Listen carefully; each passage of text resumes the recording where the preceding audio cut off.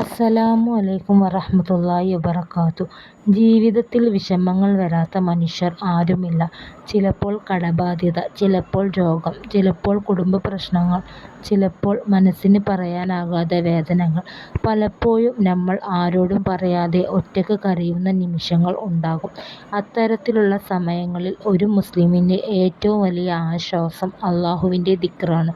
വിഷമങ്ങൾ വരുമ്പോൾ പതിവാക്കേണ്ട 2 മഹത്തായ ദിക്റുകളെക്കുറിച്ചാണ് ഇന്ന് പറയുന്നത്. 1. ഹസ്ബി അല്ലാഹു വ നിഅമൽ വക്കീൽ. ഇബ്രാഹിം നബി അലൈഹിസ്സലാമിനെ തീയിൽ എറിയാൻ പോകുമ്പോൾ അദ്ദേഹം പറഞ്ഞ ദിക്റാണിത്. ആരും സഹായിക്കാത്തപ്പോൾ ഈ ദിക്ർ മനസ്സിൽ നിന്ന് പറയുക. ഓരോ പ്രാവശ്യം പറയുമ്പോഴും ഹൃദയത്തിലെ ഭാരം കുറഞ്ഞു പോരും. 2. ലാ ഇലാഹ ഇല്ലാ അൻത സുബ്ഹാനക ഇന്നി കുൻതു മിനൽ ളാലിമീൻ. ഇത് യൂനുസ് നബി അലൈഹിസ്സലാം മീനിൻ്റെ വയറ്റിൽ കിടക്കുമ്പോൾ പറഞ്ഞ ദുആയാണ്. എല്ലാ വഴികളും അടഞ്ഞു പോയെന്ന് തോന്നുമ്പോൾ, ജീവിതം ഇരുണ്ടു പോയെന്ന് തോന്നുമ്പോൾ ഈ ദുആ ആവർത്തിക്കുക.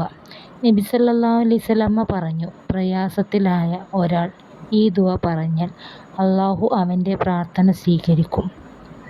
അല്ലാഹു നമ്മളുടെ എല്ലാ വിഷമങ്ങളും പ്രയാസങ്ങളും മാറ്റിത്തരട്ടെ. ആമീൻ.